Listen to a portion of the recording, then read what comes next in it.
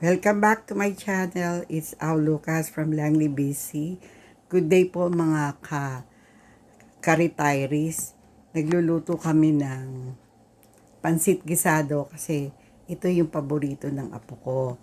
Yung apo kong si Eli, lagi kong sinasali. Lahat ng apo ko gusto yung pansit gisado kaysa spaghetti. Siguro mga panlasang Pinoy talaga ang mga apo ko. So, dahil kahapon, mansari niya, pinangako namin, nalulutuan namin siya ng pansit gisado. So, nagisa na namin. Yung husband ko nag-cut niyan, kaya maganda ang pagka-cut ng lahat ng ingredients. So, hinihintay ko na lang kumulo yung sabaw para ilagay yung pansit and presto, luto na yan. You know, yung 21st ng every month is very important sa amin kasi mansari ng anak ko, yun yung birthday ng tatay ko sa baptism. Nakilalakihan namin for over for over 50 years, no? Kasi nung nalaman lang namin na hindi pala yun ang tunay niyang birthday, instead January 9 kasabay ng sister ko. Na-discover namin ang sineselebrate pala namin since then ay yung birthday niya o yung date ng kanyang baptism sa church, sa Catholic Church. So 21, very important, no? Yun ang when my oldest sister passed away, 21 din yung anniversary ng wedding anniversary ng isa ko pang sister, 21 din. So maraming bagay ang nare-recall ko every time we celebrate 21st. So hinihintay ko na lang kumulo ang sabaw, ito. And then ilalagay na ng husband ko yung pansit. Mr. Lucas, come here. Luto mo na yung pansit mo. Almost boiling na tong ating siguro papa, anuhin mo yun. Yung sabaw na yun. Ito, dalawang alam mo yung asawa ko, parang chef talaga. Kailangan dalawang sandok pa yun. Ubo-ubo pa. Yan. So, ito na siya. Siya ang aking master chef for today. Ako, assistant lang ako. So, nilalagay niya na yung mga noodles. Ang ginamit na, kulang sa amin ng 1 kilo. Alam niyo naman, Kasi Saturday, darating yung isa ko pang anak, yung panganay kong anak. So, bibigyan namin siya ng take home. Ganyan kami. Laging may take home si brother Gilbert. Yan. Ang tawag namin doon, Daddy Gilbert, kasi siya lang yung daddy. Yung asawa ko, si Papa rin eh. Yan ang aming. Tignan yung asawa ko, kita nyo, dalawa-dalawa pa sandok niya. Serious pa yung asawa ko habang nagluluto. Hindi nangiti. Talagang, yan ang aking master cook eh, sa totoo lang. Since na maging mag-asawa kami, siya ang tagaluto, ako tigahugas lang. Siya pa rin ang tiga-cut ng mga ingredients. So ngayon retired na kami, dalawa na kami. Ako ang kanyang protege. Sabi niya, pinasa na daw niya yung bato niya sa akin, pero mas masarap pa rin siya magluto. Original, di ba? Parang Ocampo sister, original.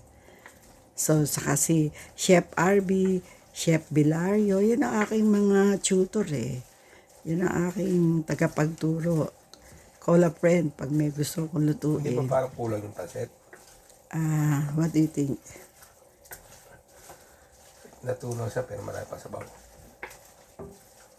Hindi pa niya na-absorb kasi binasama masyado. Gusto mo, lagyan mo pa ng isa na hindi mo binabasa. Yung, mo lang, iluglugan mo lang. Yan. Nakakapagod dyan kasi yung maghalo, kaya in-import ko siya para maghalo. Papaipot mo sa center kasi hindi naka-center yung pan. Yan. Ang ginagamit ko yung pinakamaliit kasi Yung malaki masyadong ano. Ito kasing nabili kong Korean wok ay meron siyang parang metal sa ilalim na maliit lang, enough dun sa small burner. Kasi hindi naman the whole of it, the whole ng yolk, hindi naman yun nakasalang eh.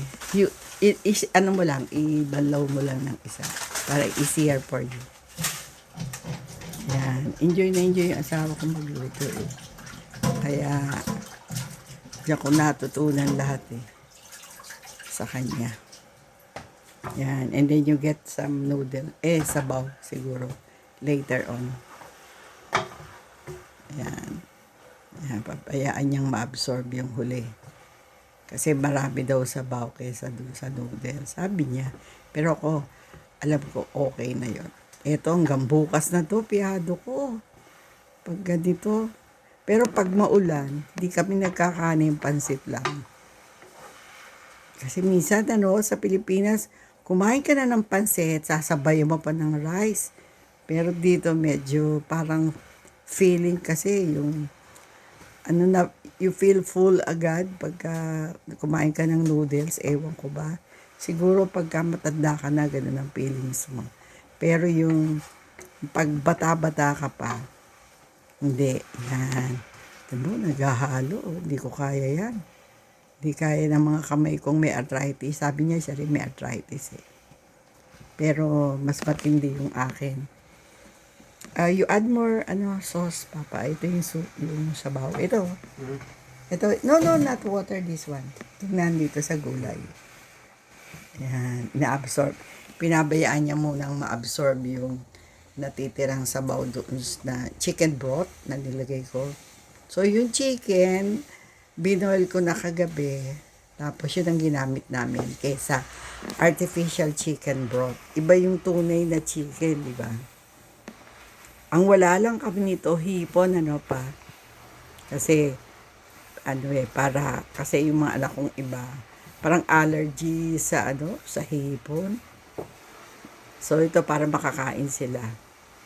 Hindi na namin nilagyan ng hipon. And besides, wala yun sa fridge. Inubos na namin nung isang linggo, hipon naman kami. For 3 days, nakahipon kami. May hipon kami. Ang lalaki ng hipon dito, my God. Galing Colombia, at saka, what's that? El Salvador yata. Ecuador. Naku, napakasarap. Mararamdaman mo talaga yung linamnam. Kasi kahit iinit mo siya ng konti. Alam mo, malambot pa rin yung kanyang flesh. Para yung, tsaka matamis-tamis, gano'n. Yun yung napansin ko pagka presko. Ay, naku. Mabilis lang pagluluto pagka cut na lahat. Kasi bago ko pumunta ng kitchen, naririnig ko na yung asawa ko, naghihiwa, chopping everything. Hinimay niya na yung manok, yung binili namin Korean, Singapore fishball yun, Alam mo, ang Singapore, they're famous as, yung fishball, kikiam, ang sarap, lasa talagang, parang mas malapit siya sa taste ng Pinoy. And, Singapore, very clean country yan, kaya mas trusted ko yan. Ang talagang matatrust mong mga ingredient Singapore, Korea, yan. Tsaka of course, Canadian, kasi sabi nga, buy Canada. After Trump's our office started, parang naging patriotic ang mga Canadian, we always buy Canadian product. Right now, puro Canada, titignan mo, Canada ba to? Basta, ang least priority when you buy, nilagyan ko na. Don't add more.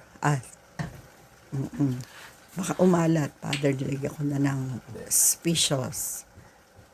Mas maganda yung light, parang luto ni Ma. Ay, di ba nalagyan nga pala natin ito atsuete? Nilagyan ko na yan. Ayan. Ayan, you get some sauce here, Bao. Mama. Oh, this is your favorite. We're looting your favorite. Yay, of course. So, narinig nyo. Can you teach me these Okay, I will. After we cook your favorite noodles first. Okay. We cook first so you can eat. After I eating, don't like that sauce on my noodles. alin, which one? That sauce. No, these are the vegetable sauce. Every time, there should You be... just put the sauce so that it will loosen up. Mama. 5 minutes, 5 minutes. Sige, you teach first yourself. Okay, you... Tignan mo ito ng paminta. Tikman mo na muna. Wait a minute. Okay. So, yan lang po. Mamaya kakain na kami. So, ang sahog namin ay may sahog kaming fishball, chicken. Oh, baong kali ka dito. Tapos na. Okay, bye for now. Lucas again from Langley, BC. Itong anak ko nagpapaalam. Ganyan talaga kami dito sa Canada. We say, Teach my words. oo. Hello. Yan. Hello. Tignan mo yung anak apo ko.